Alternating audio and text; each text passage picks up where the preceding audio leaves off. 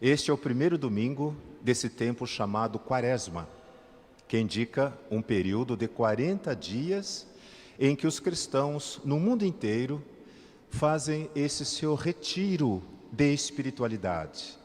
São 40 dias de meditação, 40 dias em que nos esforçamos para ouvir a palavra de Deus e assim acertar os nossos passos, segundo a vontade daquele que nos criou e tem o poder de nos salvar. Nesse final de semana tem início a catequese com as crianças que se preparam para a sua primeira comunhão.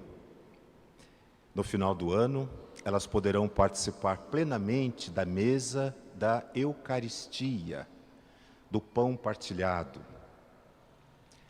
Comungar significa fazer um compromisso de fé com Deus através de Jesus Cristo, que é a face visível, conhecida de Deus.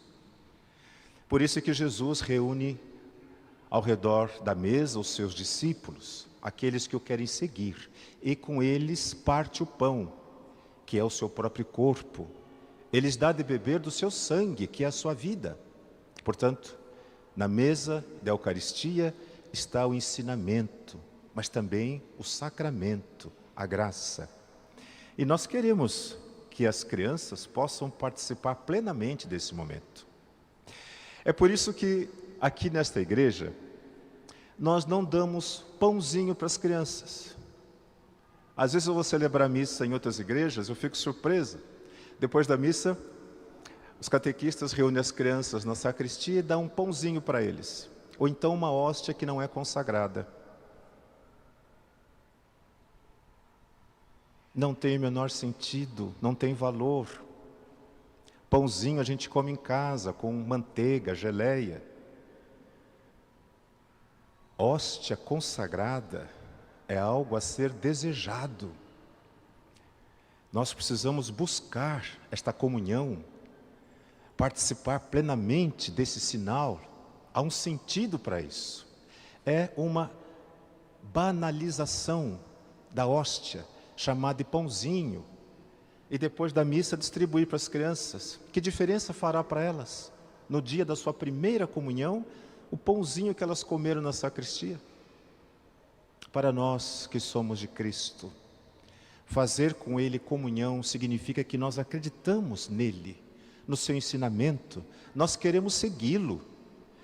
Nós queremos que a nossa vida faça sentido por causa da vida dele. Quando a gente começa a conhecer Jesus, a gente passa a amá-lo. E a gente se apaixona por ele, como esses santos, que nós tantos amamos. Santa Rita de Cássia, olhem para ela, a sua imagem aqui, sempre olhando para o crucifixo, apaixonada por Jesus, dedicou sua vida a segui-lo, no seu dia a dia, como filha, como esposa, dona de casa, mãe, depois como freira. Mas Jesus era a razão da sua existência, era o sentido da sua vida.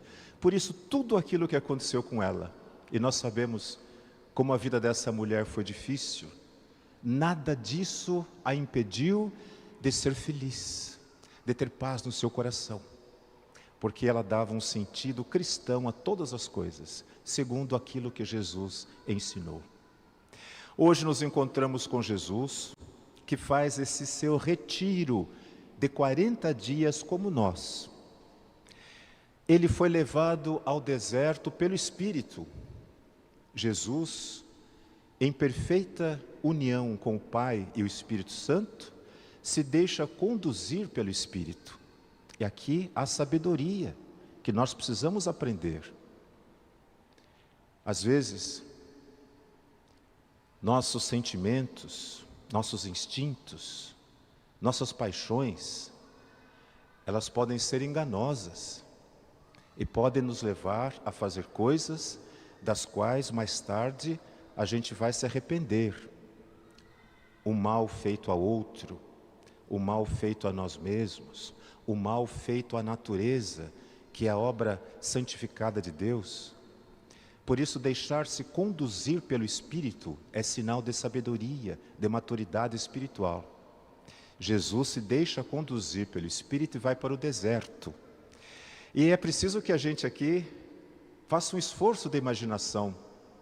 O deserto é o lugar sem referências. É o lugar onde essas nossas roupas, que são distintivas da nossa classe social, do nosso grau de instrução, do nosso grau de cultura, não tem valor nenhum. O alimento é escasso, não há como você representar a vida, ou você vive ou você morre. O deserto, portanto, está sempre a nos chamar a olhar para nós mesmos, naquilo que é a nossa essência, naquilo que nós somos. Não naquilo que nós queremos apresentar para os outros, não naquilo que os outros nos obrigam a ser, mas aquilo que Deus fez de nós e em nós. Portanto, estar no deserto, mesmo estando em São Paulo, significa fazer esse exercício de espiritualidade com Jesus, que foi para o deserto e pôde olhar para si mesmo. Ele se confrontou com os seus sentimentos. Ele esteve em confronto com os seus instintos, com os seus medos, com os seus demônios interiores, porque todos nós temos. Esses demônios interiores são as experiências que nós carregamos, né? Traumas, frustrações, grandes humilhações pelas quais passamos, rejeições que sofremos. Tudo isso vai sendo incorporado no nosso mundo psíquico, inconsciente, e se a gente não olha para eles, dá nome para eles e os enfrenta, eles nos aterrorizam, nos ameaçam durante toda a vida. Portanto, estar no deserto significa confrontar-se consigo mesmo, e eu imagino que aqui esteja a maior de todas as batalhas. Reconhecer a sua própria alimentação, seus medos, suas fragilidades, mas também sua grandeza interior. Trabalhar a sua autoestima. Tudo isso somos chamados a viver nesse tempo de Quaresma, de tal maneira que possamos fazer uma mudança em nossa vida. O Evangelho segundo São Marcos diz que ali no deserto, Jesus foi tentado por Satanás. A palavra Satanás, do hebraico antigo, significa adversário. É assim que ele é chamado também no Gênesis. O adversário, aquele que se antepõe à vontade de Deus. A literatura, o cinema, a nossa imaginação, criou uma imagem física para o mal. Então, ele tem chifres, tem rabo, é uma coisa assustadora. E os filmes hoje, eles são mestres em fazer monstros para assustar-nos. Mas o Satanás, o diabo, eles não têm forma física. Eles não existem como nós. O mal é espiritual, o mal é invisível. Ele não pode penetrar na consciência humana, porque então não haveria equanimidade entre o bem e o mal nesse mundo, se nós não pudéssemos escolher. Portanto, o mal, o diabo, Satanás, eles não podem entrar e decidir pela pessoa. Mas eles podem, isto é, a força do mal pode seduzir, enganar, levar ao erro. Esse é o poder que ele tem. Hoje nós ouvimos na primeira leitura, tirada do livro do Gênesis, essa passagem em que Noé, percebendo a maldade que graçava pelo mundo, a injustiça, a violência, fez para si, para sua família, esta arca. Devemos entender isso como uma expressão simbólica do autor sagrado, de dizer que nós precisamos de alguma maneira também nos proteger do mal desse mundo. E durante 40 dias, que é um período espiritual, a barca de Noé, com sua família, as pessoas escolhidas e representantes do mundo animal e vegetal, obra de Deus, vagou sobre as águas.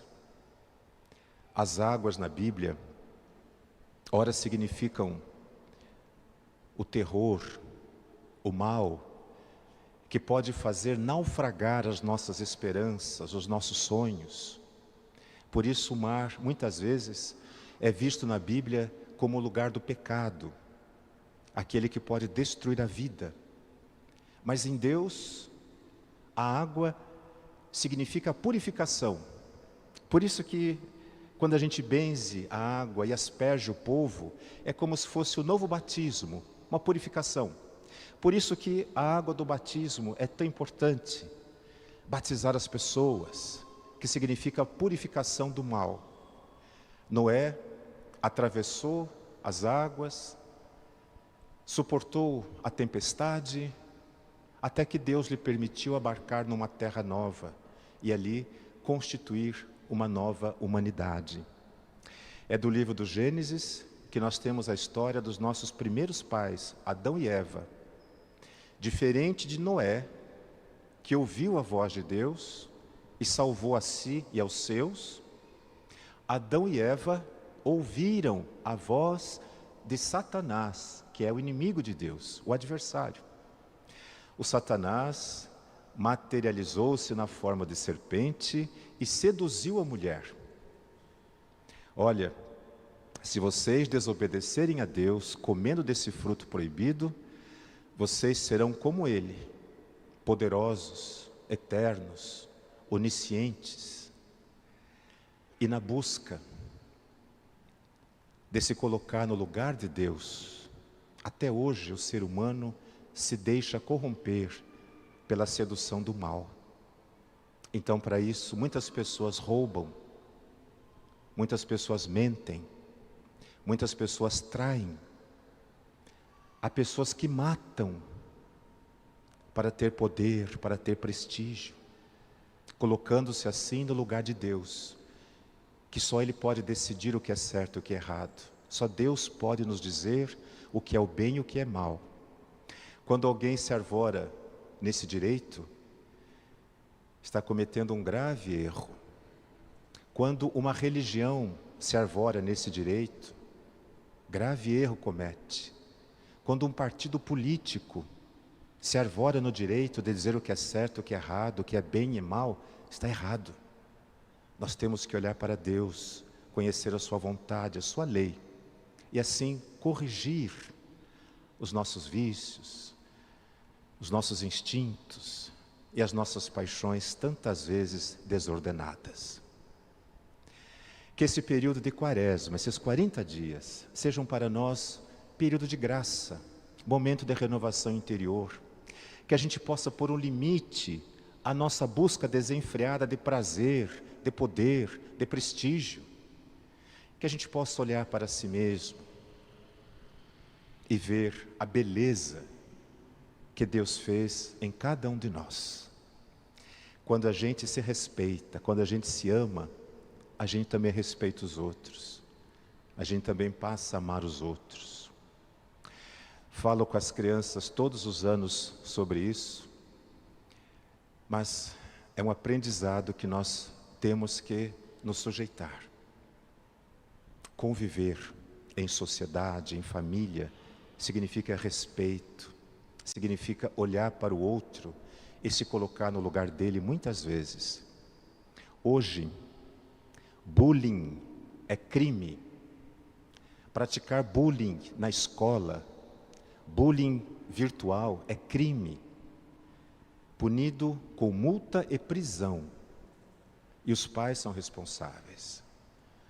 Então não vamos fazer isso, não vamos nos deixar levar pela sedução, não vamos nos deixar levar pelo diabo, pelo Satanás, que é o adversário.